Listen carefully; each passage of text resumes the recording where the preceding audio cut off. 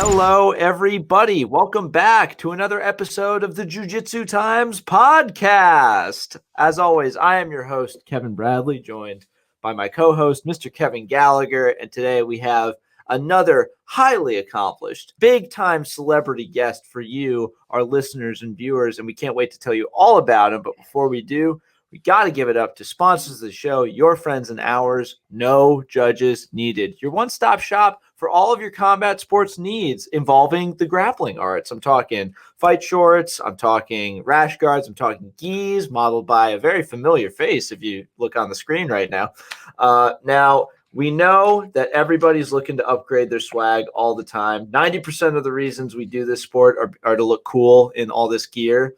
But we also know that our audience is very frugal. So we want to help you guys out, get you guys upgraded and save you a little bit of money. So use the promo code JJT at checkout, save you 20% off all purchases from the site. Insanely good deals and nothing but the best for you guys. We love you. We love you. And we can't wait to keep revving up into this new year.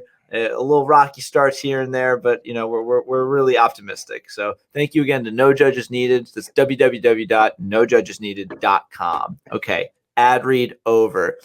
This guest is one of the premier grappling coaches in North America, responsible for countless big names, past and present, big time in the Jersey scene, one of Renzo Gracie's first black belts, currently 4th degree black belt, and owner-operator of the highly successful series of gyms, Silver Fox BJJ. You know him, you love him, so please give a warm welcome to Mr. Karel Silver Fox Pravec.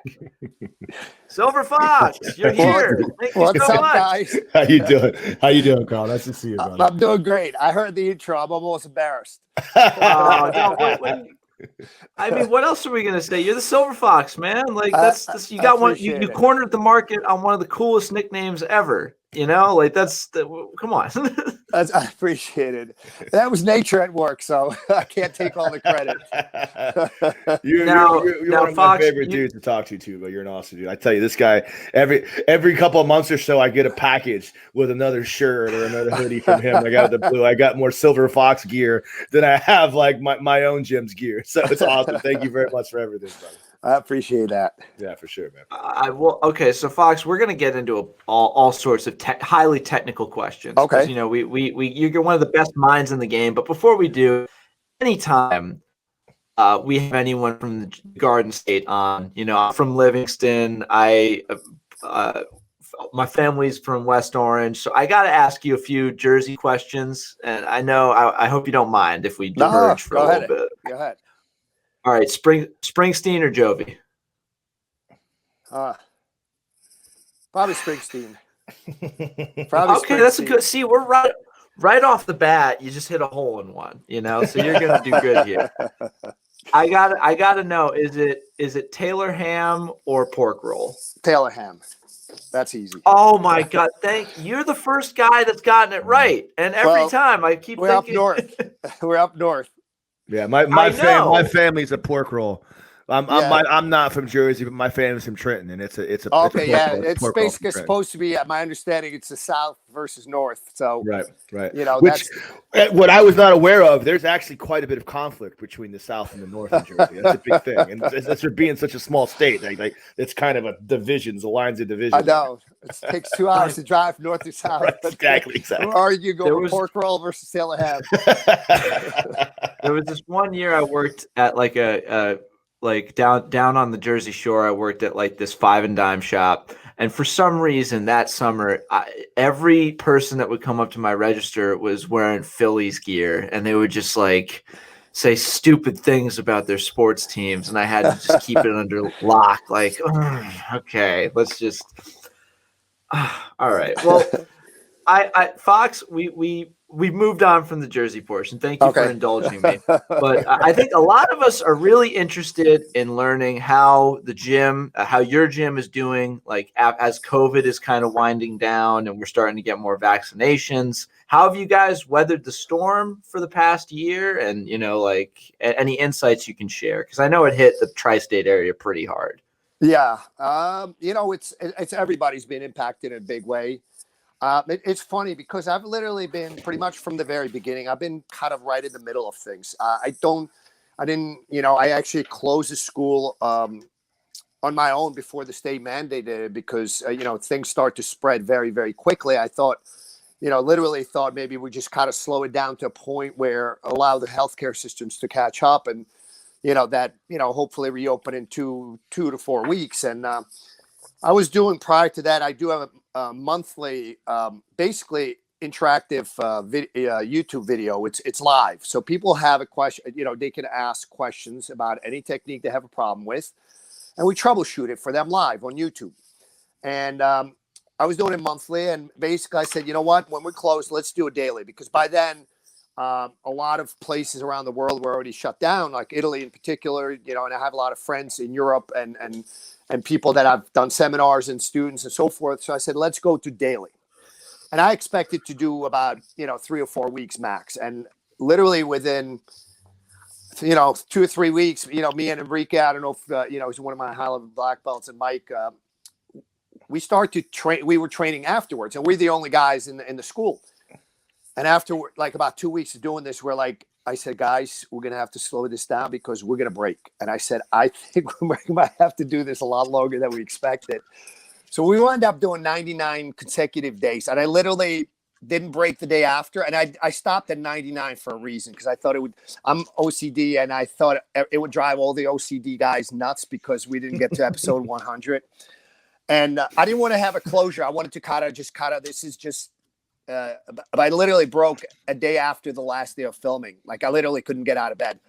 And that was sort of my therapy to provide that to people that could not train. And we literally had a global audience. The only continent that was not represented was Antarctica. Although we had a Serbian guy who threatened to volunteer to go indoctrinate the penguins there.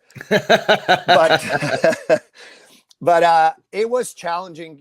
Any school, people took hits, anywhere on the order of 30 to 80, 90% to their cash flow. And, there is no exceptions. And basically my strategy has been, it's a battle for survival right now. And, we have to survive. I will thrive again. Right now, I have 2 top priorities. I want to provide jiu-jitsu to my students on a daily basis, but I also want to keep them safe.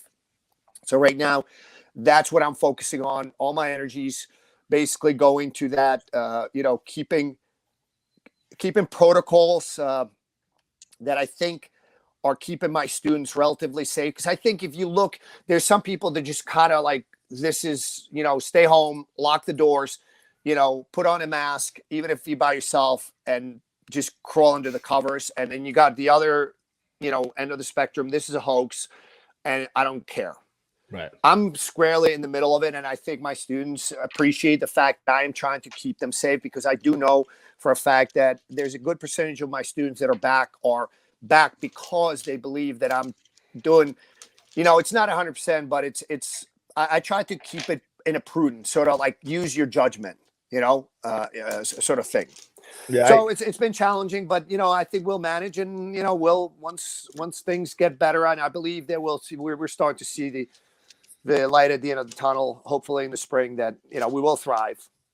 I commend you for a couple of different reasons, obviously, because, in your struggle, there's selfish intent to your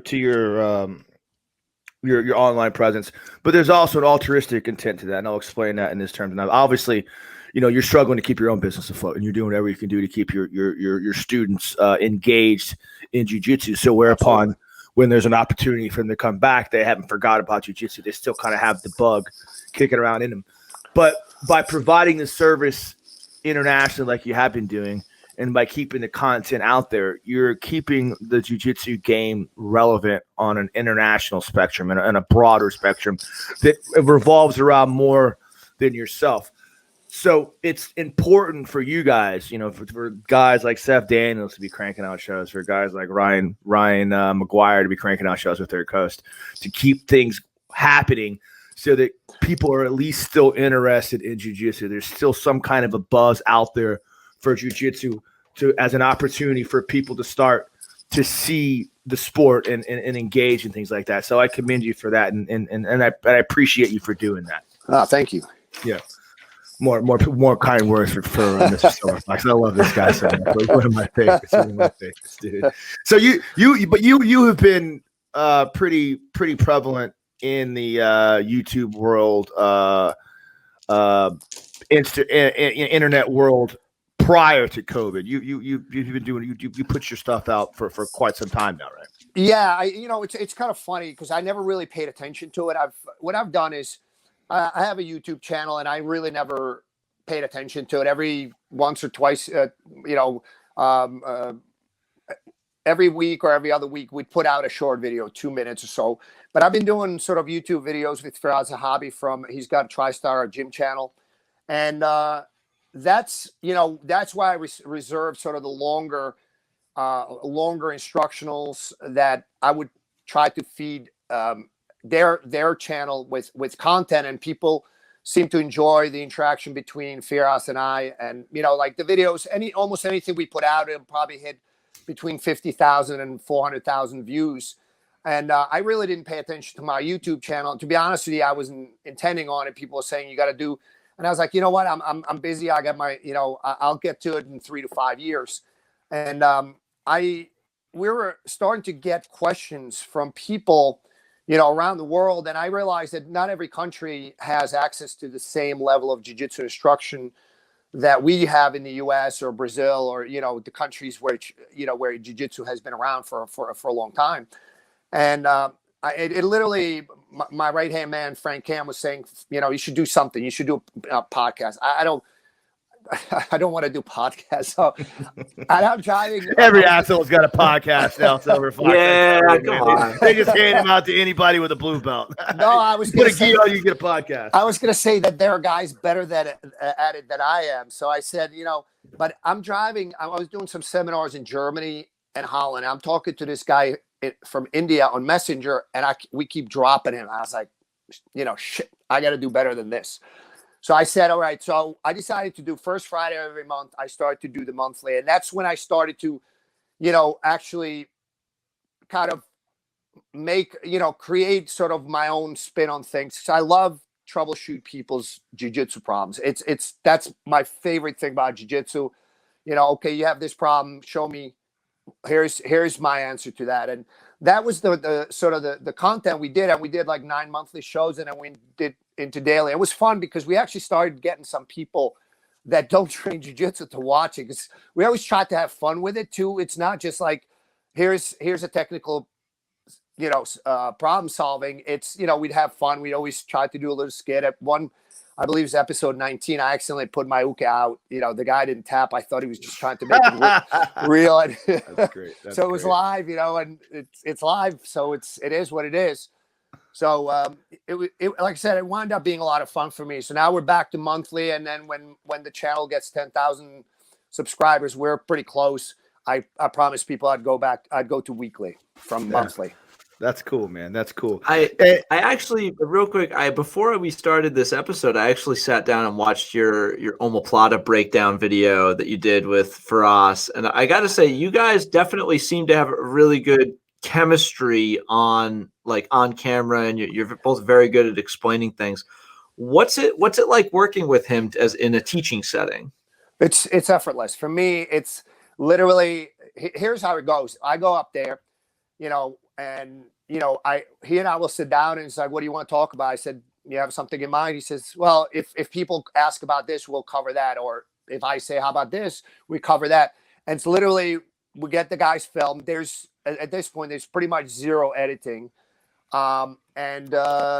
It's because we both love jiu-jitsu and martial arts that it's easy that we just kind of banter back and forth. We talk about issues and, what people can do and, how things should be structured. And we try to aim to have, between half an hour to an hour of content. It to me, like literally we'll shoot for an hour, and we'll look at the clock. It's an hour has gone by. We think it was 10 minutes. That's how it is, So it's a lot of fun. I can't wait to go back up there. After COVID, travel restrictions are eased, but it's a lot of fun. It's for me. It's like I love doing that. You know, and you can tell he does too. I got to meet Faraz once down in Tampa. He actually came to Matt's gym, Matt Arroyo's gym, the gym that I train at, and he filmed a commercial for his Tam Tam, his Tim little Tam, Tim Tam, right. I get to talk to him for a few minutes. He's a super cool guy, super humble, very smart, very intelligent, very. You can tell not just intelligent from a mindset of fighting and mixed martial arts, but just has a very cultured perspective on things. Just a very highly intelligent person, and that shows through his advanced knowledge of fighting. I don't think there's too many people in the world alive today right now that have a better, full, complete understanding of the fight game that Faraz Abi has. It's very impressive to see that. Yeah, no, he's one of my favorite guys in the world of martial arts. He and he cares about the fighters. None of them are assholes, which, you don't, there's no prima donnas. It's like, to me, it's one of the best, best sort of, and I hate to use this word gym. I refer to my school as academies, slash school, but it is truly a very, very good MMA gym. He's got amazing jiu-jitsu and amazing other aspects of the whole game, wrestling and striking as well. His mind of the totality of MMA it's astonishing just to hear the way he talks and his ease. I always say this about guys, that people that have an advanced understanding of a situation is their ability to take seemingly complicated terms and make them simple and break them down so that other people can understand what their complicated mindsets, to be able to find those big pieces and make them smaller so people can understand them. Yeah. So is Faraz a Hinzo black belt as well? Did he train under Hinzo? Well, he got his black belt from John, right? Yeah. But, Faraz and George used to come down to the city. Faraz's brother, Ayman, who's also an amazing fighter in his own right. Guys like Oliver Taza and Ethan Krellinston, they originally come from TriStar Gym. They come on a regular basis to Henzo's, train, so the younger guys, they stay for weeks, and the Faraz and George would come in and they go, back in the day, 15 years ago, 12 years ago, they would come in for a few days, train, and go back to TriStar. Yeah. So that's it's sort of extended family. Yeah, I would consider it extended family. So that's where obviously where you made you yourself are a Hinzo black belt. That's where you made the connection with Faraz. It's interesting. It leads me to another train of thought of how back in those days, in the early days of jiu-jitsu, that was very common for people to do that, because it just wasn't. We didn't live in the world of a black belt on every corner, and there probably wasn't too many jiu-jitsu practitioners in Montreal at the time where TriStar is. So to have Faraz come down, spend a little time in New York, train a little bit, then go back and take what he learned and build upon that. That was quite common during those early stages of the jiu-jitsu game to do that a lot. Our head instructor Rob Kahn did the same thing when he trained under Hoist. Yeah. So tell me a little bit about those times, because one of the reasons, I've had you, I'm cheating here a little bit because I've had you on a few different podcasts before. I've had a few different conversations with you before, but one of the things that not all of us are best friends with Silver Fox. All right, so this is a big deal for some of us. Okay, Kev. People like me for some unknown reason, Kevin. I don't really get it either. I don't understand. I don't think I'm that nice of a guy. For some reason, people love to love me for some reason. But, the thing that I enjoy talking to you the most about is some of those old school discussions about coming up in that era before MMA and before jiu-jitsu was really what we live in today, the beautiful world of jiu-jitsu today, the nice, friendly world, welcoming community. Come on in, bring your kids, bring your family. We're gonna come on and learn the art and spend a good old time. Back in your early days, it was quite a different environment. Tell us a little bit about how it was like when you, first of all, tell us when you started training and all those things like that, so people have a frame of reference. And tell us a little bit about what that environment was like back then. It was very interesting. I first got exposed to Brazilian Jiu-Jitsu in 1991 when, Horian and Hickson and Helio and Hoyce and Hoyler and all those guys. They did a seminar, a weekend-long seminar in Parsippany, Sheraton Tara. Kevin, if you know where that is, right? Parsippany on Route 80. Schenectady, Parsippany, all those weird New York, upstate New York names. They did a seminar, and that's when I got first exposed to it. And, we started, training, incorporating to I was doing stand-up training and started incorporating whatever we remember. But we didn't start regular classes till 1993 because I think Kukuk moved to New Jersey in 93, beginning of 93, and it started regular classes. But back then, like, everybody trained once a week, and Renzo did tapes with Kukuk, and Renzo started coming up from Brazil. VHS tapes for those of you youngsters out there that even understand what that is. Before you had your magic machine that played everything at the press of your finger, you actually had to take a tape and put it in a television. Yeah, it was pretty big too. I'm actually trying to think what VHS stood for. But never. I was more of a laser disc guy myself. Being honest. That's I think years and years later. Right. And then baby. They, so we, Renzo then would start, teach privates, would teach classes for a month or two and then go back to Brazil. And I think 94, 95, he moved to New York, New Jersey area permanently. And I've been with him ever since. But, back then it was very, I'm not quite sure what the word is, but, it's sort of dog world. And, it was very tough because people would, when people wanted to try jiu-jitsu, they would literally wanted to see how they could do against you. And I've had that, with people, and, we'd be training because at that time we could maybe train once or twice a week. So you'd be training guys, basements, and beat the piss out of each other. I remember I was training with this one guy. It was in a YMCA on the gymnastics floor. The guy tried to literally kick me in the head. Soccer kicked me in the head. So when I armbarred him, I made him scream. Everybody else that was on that floor started to laugh. And then the guy just, as soon as I let him go, he just sort of ran off, and as he's throwing up along the way. And that was not necessarily, it was not like the unusual thing, people that would happen. This is a really bad story. I don't think I'm going to mention name because the guy is a highly respected, sort of guru in the martial arts, some poor guy. He was training with one of the guys that was training for a while. And I think the other guy had a really filthy gi and stuck, he was teabagging him, and the guy throws up, and then this other guy hands him a bucket to clean up after himself. It's funny because we talked to Robert Drysdale before about some things like that, and that was actually part of the smellier and stinkier gi on was actually part of your offensive set. Like you would wear a stinky gi because you used it as a tool for your jiu-jitsu. It was part of what you did back then. I don't believe in my gi to protect me against. I want it to be me, not the gi. Right, exactly. For a fact that eventually Urban is going to attack because the gi is too smelly. That's just a matter of time. I actually trained with one of my black belts today, and I actually purposefully wear a loose gi because I have some of the gis, like some of the manufacturers, they make them short so you can't really play lapel guard and stuff. But I purposefully wear a gi with long lapels. I'm like, listen, if I'm depending on my gi to defend myself, I think I'm failing in my game. So take the lapels, take whatever you need, because I'm going to try to make sure that I like a little bit longer gi myself too. I just wear. I'm kind of a tweener. I'm not really an A3. I'm too small for an A3 and too big for an A2. So I kind of wear that A3 anyway, just because it fits my shoulders. But it made the sleeves are super long and the pants half fall off me. But I've done that forever, and everyone's like, "You should get a short. You should get an A2 long." I'm like, "Nah, I just dig this. I get used to wearing this, and now the tight ones make me feel weird. I can't roll in that anymore."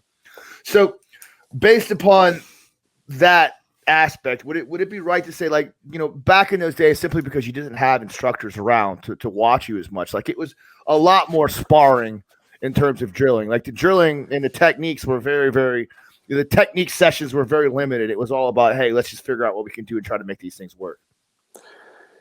Yeah, it was much more limited. Obviously once Renzo came and started, once he took over the school and it became a more formalized classes, it got a lot better. But previously guys would the black belt would say do you have a problem? He's like, oh, yeah, take a private. Yeah, right. What the hell is what the hell is that? Or don't get into it. To me, that's a BS answer. Don't get into it. Yeah, it's now there's so many other tools that are available. It's you got online tools, you got free stuff all over YouTube, pretty much from anybody that's from world class teachers to more local teachers.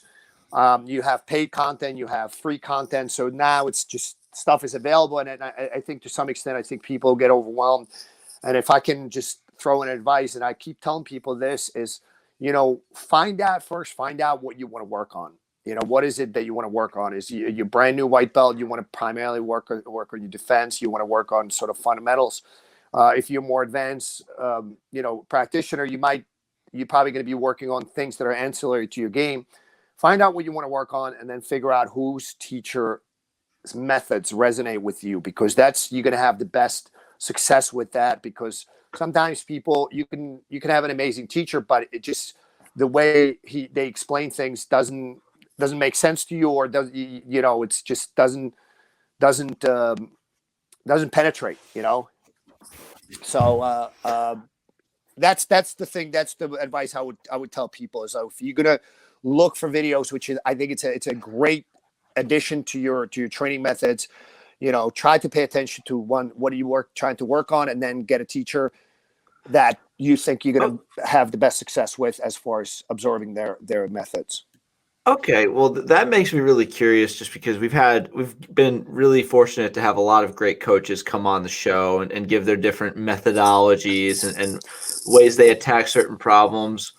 And, you're one of the best coaches in the world. Let's not sugarcoat it. So I would love to know, say you've got day one white belt, average level of fitness, like they don't need to work off pounds. Maybe they need to build up some strength. But say that, like, from a technique standpoint, what's one of the first things you love going into?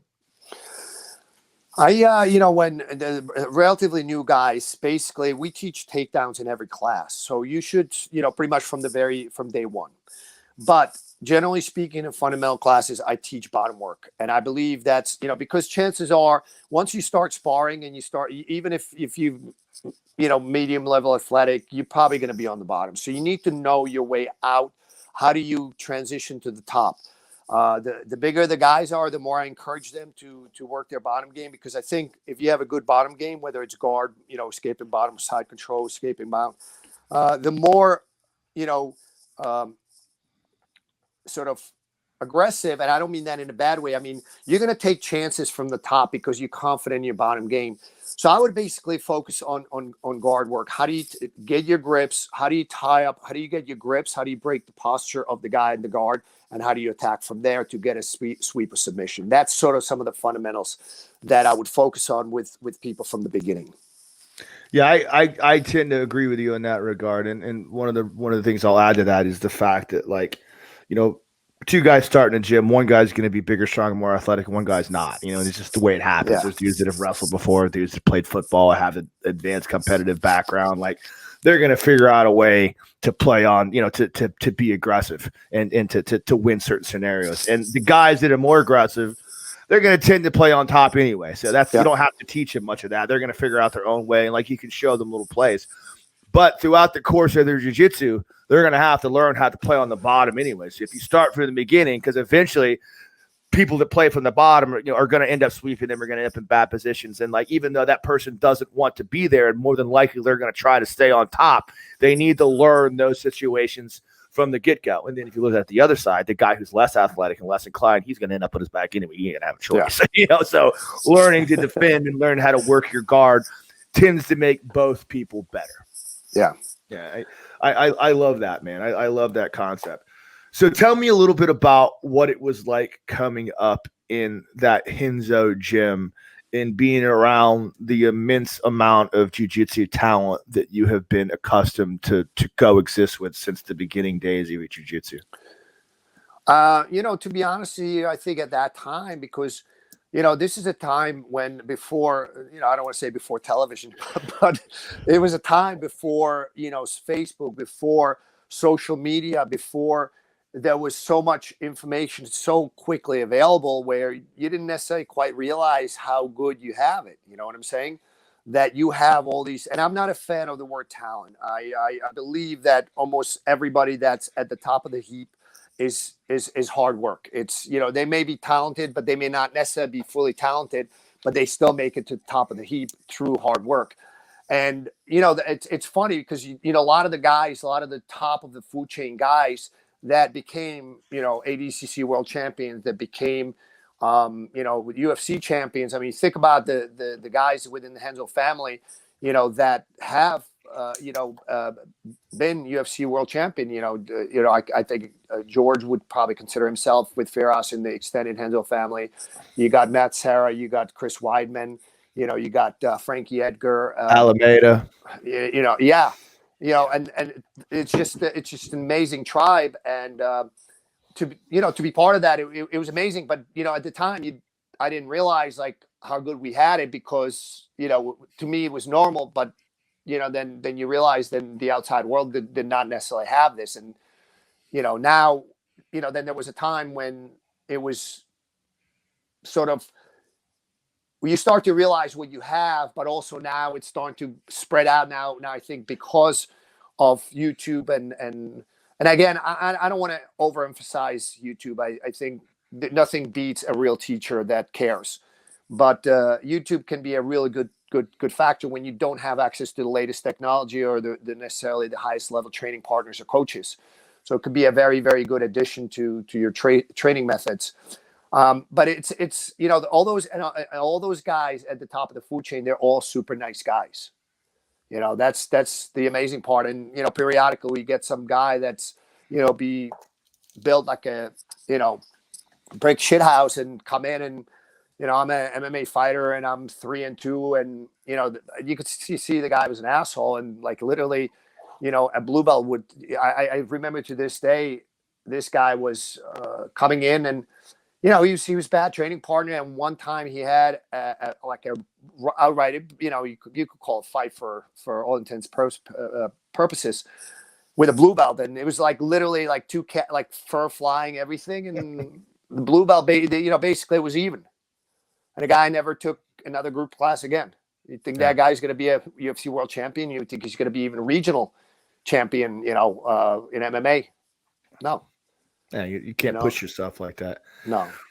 So here's a follow up to that, and what this is maybe a little bit of a silly question. This is something I'm just curious about, because I agree with you. Like I see that firsthand, because, you know, I travel quite a bit. I go to other gyms, and I see, you know, sometimes you go to a gym, there's 3-4 guys on the mat. The guys only, you know, the gym's only got, you know, they don't care about building their gym, or maybe they're not aware of the means to be able to make their gym prosperous and successful, but they're content with just having 30 students. You know what I mean? Yeah. So you go to a mat and there's maybe 6 guys on the mat, you know, a couple blue belts, maybe a purple belt here and there, and then the black belt instructor.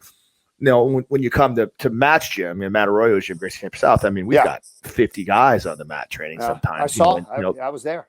20 black belts underneath him now at this point. And, you know, a lot of them, you know, UFC fighters around the corner, tons of, you know, strong, you know, professional MMA fighters. So what I see a lot is guys that I know that are blue belts, purple belts, just accept that for the way it is.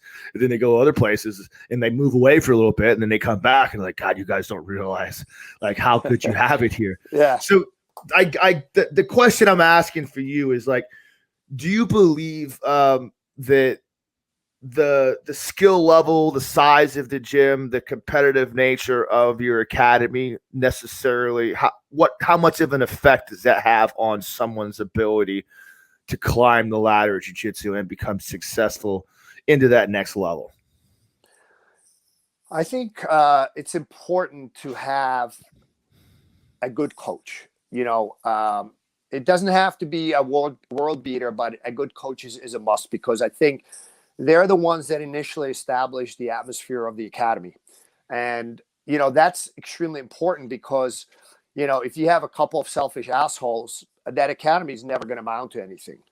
You know, and one of them may achieve sort of mid-level success, but it's you know, you need to have that sort of, you know, it's an individual sport, but you need that team effort to get the people to a certain level, because, you know, even guys that just don't have, you know, the skill or the athleticism to hang with the top dogs, they sacrifice their bodies just as well, because, that's where the guy trains their and the top dogs need to understand that and appreciate that, and I think that's the second element to have a successful school or successful team, is to have a good coach, but also have good teammates that kind of help you figure out your problems and help you work through the problems and continue to climb that sort of, it's the skill acquisition ladder.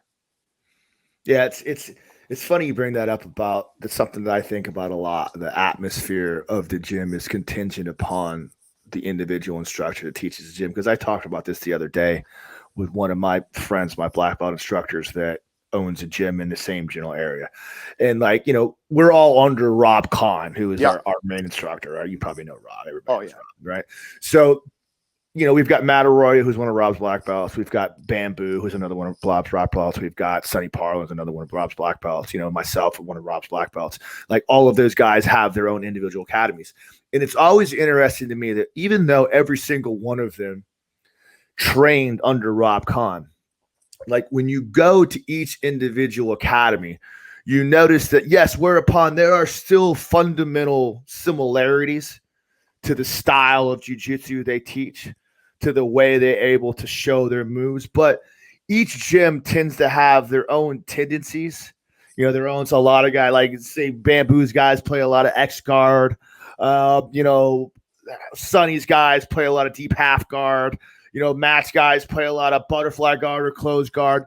And so the point is, and one of the beautiful things about jiu-jitsu is, and when you talked about the atmosphere, and again, that atmosphere means a whole lot more than just the techniques. It means the way you run this gym, the competitive nature. If it's a laissez-faire kind of laid back kind of school, or just hey, we're going to grind this thing, tie your belts and bow to the instructor type atmosphere. But even in terms of a technical concept, like the techniques, like jiu-jitsu grows in accordance to what each individual practitioner starts to grow, and it becomes that organic, whereupon now, like, I got my black belt from Matt Arroyo, but some of the things I do are very similar to Matt, but I do things that are completely different from Matt's freaking jiu-jitsu. Like, I do shit that Matt would never even think about doing. Tell us a little bit about that organic nature of jiu-jitsu and your mindset, what you think about that, how it grows in those accords. Yeah, absolutely. I think that's a very good point. It's funny because, as guys sit up, open up their own schools, some of my black belts, when people come to my academy from whatever, we get visitors, even though we're sort of in suburbs of New Jersey, which is not that easy to get out of from the city. You got to take a bus or switch over, but from all over the world. And when they come in, the one thing is when they go with my different black belts, every one of them has a slightly different game, but when they walk off the mat, they come to me and say, yeah, I could tell these were your students. Right. Just because, and I believe what it is, and this I believe is one of the marks of Renzo Gracie tribe is it's a fairly aggressive, and I don't mean aggressive like, I'm going to kick your ass. No, I don't mean like that, but it's basically, we don't stall. We go after, we take risks, and we like submissions. We may choose different methods or different setups to get there, but that style is very pronounced. That you're going to have, like you said, many different games, but you're going to have a big overarching style, which is sort of like aggressive, don't stall, get your submission, let's get this finished quickly. And I think that's one of the reasons why the Renzo style of jiu-jitsu is so well suited to MMA too. Yeah, it's funny. Not to talk about Rob Kahn again, but I love the guy. We'll talk him when eventually we'll get him on the podcast and we can lock his crazy ass down. I'm gonna have to freaking commit to something. We'll go fishing for him. We'll get him on eventually. But he talked a lot along those same lines. It's pretty interesting. He talked a lot about his first competition because, again, he's old school. He started training in the early '90s with Hoist, and he talked a lot about before those periods. Like, people don't realize there really wasn't what we consider to be a jiu-jitsu competition scene rule set before 1993 or I think 96 or 93. So one of those eras, I can't remember what it was. That's when the actual competition team or competition rule set, as far as passing the guard, maintaining points for 3 points for a guard pass. Let's just think about this for a second.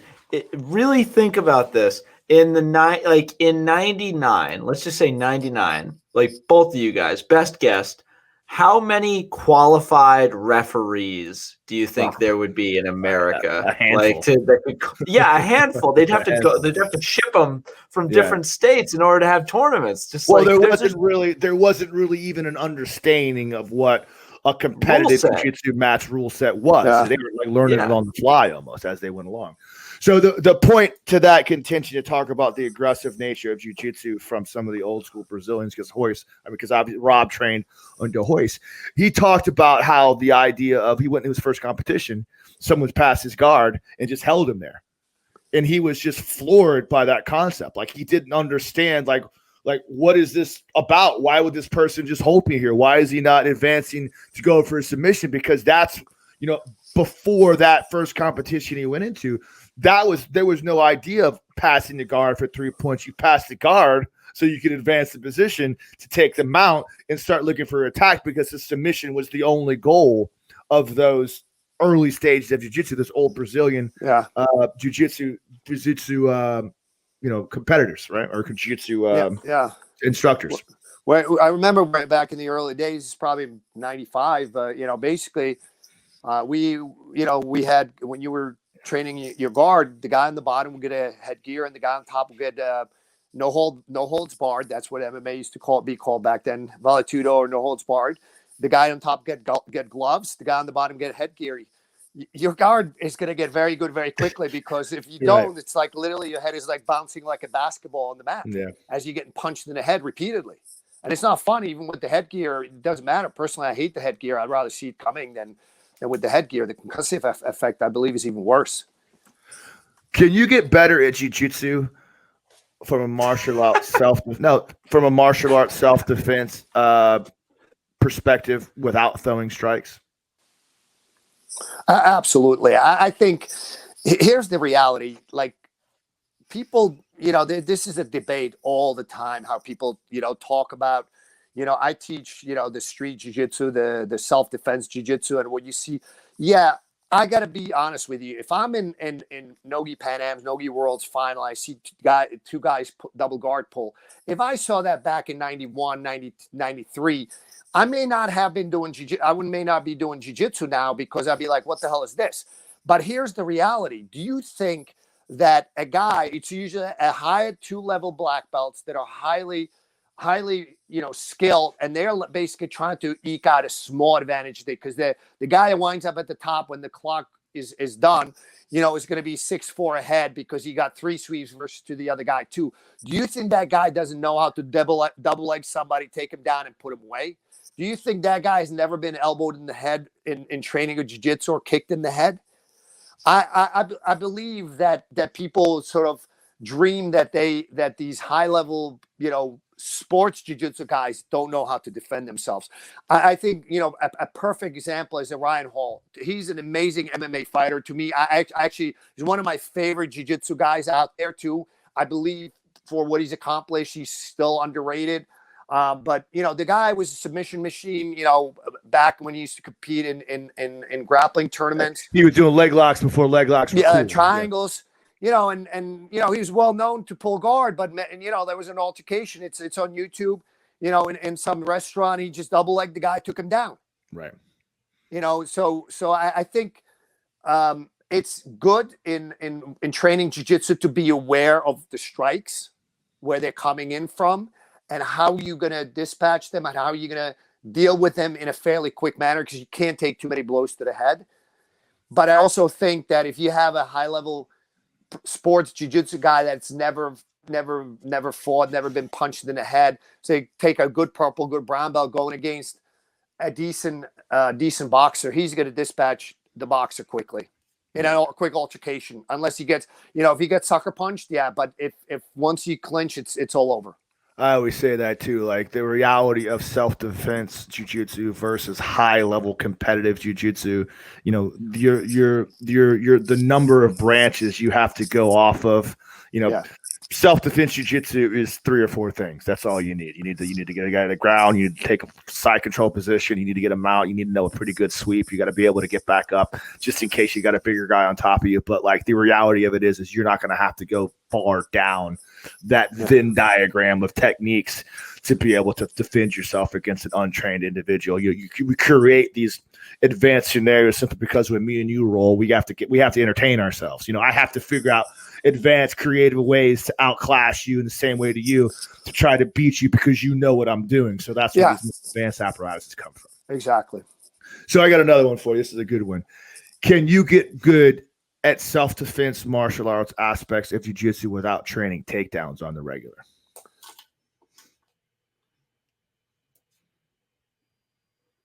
Oh no, we lost him. That was a great question. No, I'm back. I'm back. We'll edit that in there. Start over again. Yeah. So I believe you need to train takedowns. You may not necessarily be amazing with takedowns, but there's such a thing as if you get taken down on your terms.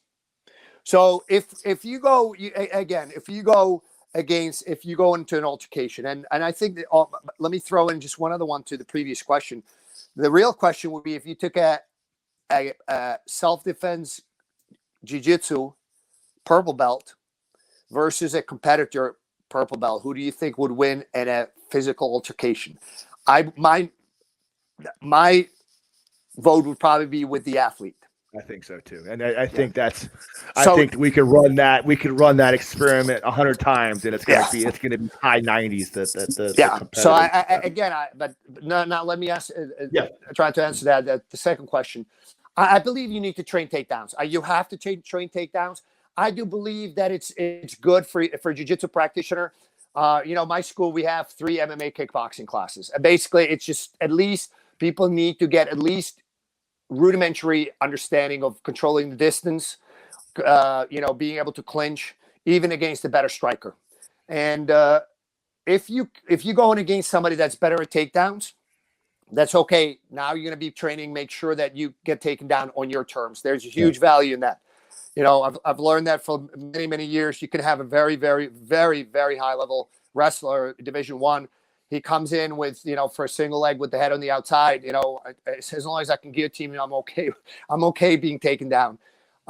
Same thing but you also need to practice takedowns in case you're going against a guy that may not have any grappling, may not have any takedowns, but has striking. You need to control the distance, clinch, take him down. Yeah. So clinch is the essential element in that, because I always talk about this. We do the sport of jiu-jitsu to get better at the martial art of jiu-jitsu, like the sporting elements. We've created a sport that is called jiu-jitsu, so we understand the rules of engagement. We understand the different strategical approaches to continue to do jiu-jitsu. That way we can do it on a large scale over and over and over again. But as you get better at that, you learn how to operate under the duress of a real life scenario, blah, blah, blah, blah, blah. And the techniques are very sound in that regard. Now, a lot of the techniques of sport jiu-jitsu are not going to translate into an MMA fight or not an MMA fight, into an actual self-defense element. Like I said, I always bring this up. I hate to bring it up, but I used to work at a bar. You know what I mean? I've been in quite a few freaking scenarios. I can tell you I've never shot a double leg on anyone in a street fight. It just doesn't happen that way. It's all about getting to the clinch. And once you're to that clinch, you're on that position, everything just seems to happen. It's amazing how much closing the distance and closing in, the fight just tends to figure out a way to get to the ground, and then you work from there. So the question I have to you, and this is something that I bring this up because we're doing takedowns in our gym this month. And normally we start on our knees. And the reason why we do that is because, I believe it a lot. The most amount of injuries in jiu-jitsu come from takedowns. Wrestling is just rough on your body. It's rough. People get hurt when they get slammed on the mat, and you lose students and things like that. And it kind of is off-putting at times, sometimes. And that's just my perspective on it. But this month we are purposely training takedowns to make sure people understand that idea. So what do you say to guys that are concerned about hurting their students in an actual standing apparatus, and they start to go down to their knees just to make it easier for them to do that? I think there's a way to train takedowns. I mean, there's, pretty much every takedown has to be modified for jiu-jitsu, whether it's judo takedowns, whether it's because in judo you can do, it's changed from upper body to double leg. So, even if you have a high level judo guy, they need to, now be aware that in jiu-jitsu, you can go single leg, double leg. Now in wrestling, you're gonna have to modify, because now, beautiful takedown, and now you're tapping because you just got guillotined. So, and jiu-jitsu has to be modified itself for, if it's used in an MMA scenario. So again, I think there's got to be modifications. I'm a big fan. Like, every one of my classes starts with takedown. And basically, we spend usually about 10, 15 minutes on takedown. And, if it's a fundamental class, we will use more fundamental takedowns, like, say you grab the lapel, you kind of push the guy off diagonally, scoop up the single leg, and then, you could either kind of bring your elbow in, and, it's a fairly gentle takedown, or you bring your knees to the mat and you switch to a double leg. I teach my students to also not to necessarily slap out like people do in judo. So if I'm being taken down, I'd rather go for the, either if I can get the guy's head, even if you're relatively big in it, just grab the triceps, tuck in your chin, grab your triceps. Because in judo, if you get launched, match is over. Even if you land on the guy's back and you can choke him, doesn't matter. Match is over. In jiu-jitsu, it's just beginning. So if you slap out, you kind of wasting valuable time, getting your opponent just toss you down to. It's by slap out, you mean break, fall, smack. Break, fall, yeah. And to engage them, break their posture. Now, okay, I don't care if I'm taken down. If I can break the guy's posture off the takedown and attack the arm or triangle or sweep them immediately, then I'm happy to get the takedown. But there's ways to sort of modify takedowns to make it a little safer for the beginners, so they don't get that, concussive effect or, that whiplash as they're going down. I ask you that for my personal frame of reference too, to tell you the truth. I toil with that back and forth a lot, because again, I want to keep guys safe, but I don't ever like giving people the false illusion of safety. Now, I would debate greatly that, started on your knees is still a whole lot better than nothing. And the clinch a lot of times materializes quicker than you think it does in an actual altercation. Like, people just end up grabbing each other. And again, once I get a hold of you, jiu-jitsu just takes over, and it's easy to figure out. Even if I just fall to the ground and pull you on top of me, now you're on the ground and you're in my world, and let's go from there. So I ask you that on the reference of, I'm just curious. I want to know someone that's been in the game as long as you have. I mean, we trained jiu-jitsu for shit longer than I've been longer than I was probably in high school when we started training jiu-jitsu. So to hear your points on that, I take into accord very seriously, man. So thank you for that. Yeah, I think it's important. Like, the first thing I tell, especially in the fundamental classes, judge the distance, clinch. That's the two most fundamental things that sometimes get neglected in jiu-jitsu. But I agree with you. And, in a boxing fight, how often do the guys clinch? All the time. Right. It's intuitive to people to clinch. We just need to make sure that you do it in a way that benefits your ground game at the end of the day. 100%. All right, Fox. I got a question for you, because we talked about, can you get better at jiu-jitsu without takedowns? Can you get better at jiu-jitsu without other things? So I just want to know, do you think I could get better at jiu-jitsu? Anybody can get better at jiu-jitsu. I don't know. You're pushing it there. I'm not talented. It's all work. If you put in the time, you'll get better. There's going to be guys that might have talent that are going to be better faster, but it doesn't matter. At the end of the day, I've seen way too many talented guys bail out. They don't appreciate it, or they can't hack the fact that, 6 weeks after training, they're not the top dog in the academy. And but anybody can get better. So just put in the time. I think that it's really cool. I would love to. My actual question, without throwing myself to the bus too much, I think as someone who's looked up to a lot by their students and who has to maintain a gym ecosystem, this outbreak, it sent a lot of people home. It took a lot of people off the mats. But now we're starting to get people coming back. And, if you're like me, you're realizing, oh, man, I lost a step. It definitely atrophies if you're not keeping up with it at that same competition ready right before quarantine. How do you approach helping students get their feet wet again, like helping them ease back into jiu-jitsu without like, making them feel just self-conscious about how much they've lost? I have several sayings. One of my favorite sayings is Rome was not built in a day, because you see a guy that just literally first day on the mat, so he looks like, all embarrassed that he can't do it. And, like I'm telling him, like, listen, Rome was not built in a day. Everybody else on the mat that you see here started in the same spot that you starting.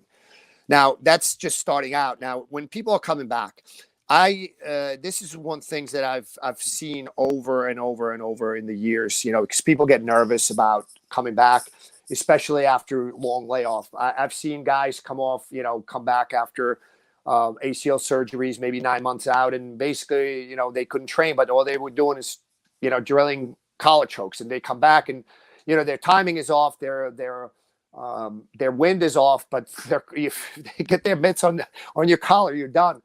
But there's also people that may not have done anything. I encourage people to absorb visually. That was kind of one of the things that I think kind of fed me through that, when we did the daily YouTube troubleshooting, because I think people will absorb things visually. And I've seen that in myself. Like, say, for example, if I go to corner one of my guys at a high level tournament, IBJJF Worlds, ADCC or whatever, and you watch the tournament, you absorbing things on a subliminal level visually, even though you're not actually drilling it physically.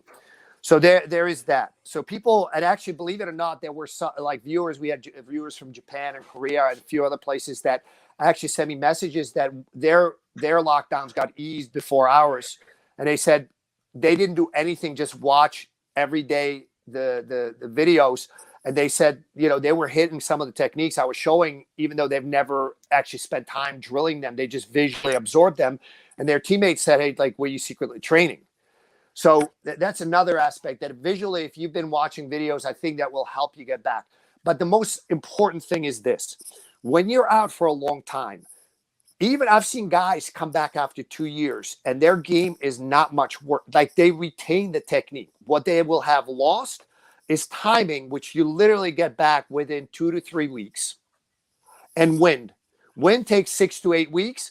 But so the endurance, just aerobic endurance, you'll get back 6 to 8 weeks. Timing takes 2 to 3 weeks. The technique does not really leave you. So I would say my advice to people is, like, don't worry about it that much. Within, like, in 2 years, assuming there is no other, another virus or anything like that, in 2 years, this is literally going to be like a blip on a radar screen, even if you miss 3-6 months or more. It's important. That's a very good point, man. I think that encompasses so much more of our life. I always remember that, like, 2 years really isn't anything in the grand scheme of things. Like, 2 years is Remember that we're in 10 years from now, 20 years from now, we're all going to look back and be like, remember that 2 year span where everything sucked and everything was on lockdown because of COVID? Here we are now, still talking about it. And everything's fine. Everything's alive. The world keeps turning. Well, I'm not shy. I always find a way to train with somebody. Absolutely. All right. Well, Fox, thank you so much for your time. This has been a really enlightening conversation. I can't wait to stop by once I'm back in the home state. I'm living in New York. Please do. This is usually the top part of the show where we let the guest kind of pump out any kind of social media or initiatives or businesses they've got going on. So if you got anything you want to plug, you can feel free to do that right now. Sure. It's very easy. Guys, I got a couple of instructionals, arm bars and guillotines so far in BJJ Fanatics. All you got to do is put Fox in search box. Everything you want to know about, if you want some free instructional, just go to Silver Fox BJJ YouTube channel. Everything is under Silver Fox BJJ. It's easy. We have silverfoxbjj.com, Silver Fox BJJ YouTube channel. And like I said, if you just go to BJJ Fanatics and put in Fox, and you'll find me. So that's it. Dope, man. All right. Well, for me, thank you so much, Silver Fox. You're awesome. I've talked to you quite I appreciate it, guys. We always correspond to one another. You're one of my favorite dudes to talk to. You're an awesome guy. Thanks for coming on. Give us your time in the middle of the afternoon, and stay strong. hopefully we'll get back to normal again here pretty soon and be able to get back to doing jiu-jitsu on the reg. But thank you again. Yeah, I hope so. Thank you very much. No problem. Yeah. Okay. Thank you so much, guys. Well, this has been another episode of the Jiu-Jitsu Times podcast. Silver Fox, thank you so much for stopping by and giving us some of your wisdom. Again, all the links to everything he mentioned will be found down below, as well as the link to our sponsors. No judges needed. But until next time, I've been your host, Kevin Bradley, joined as always by my co-host, Mr. Kevin Gallagher. Thank you. Stay safe and hug your loved ones, all right? We love you. Good night.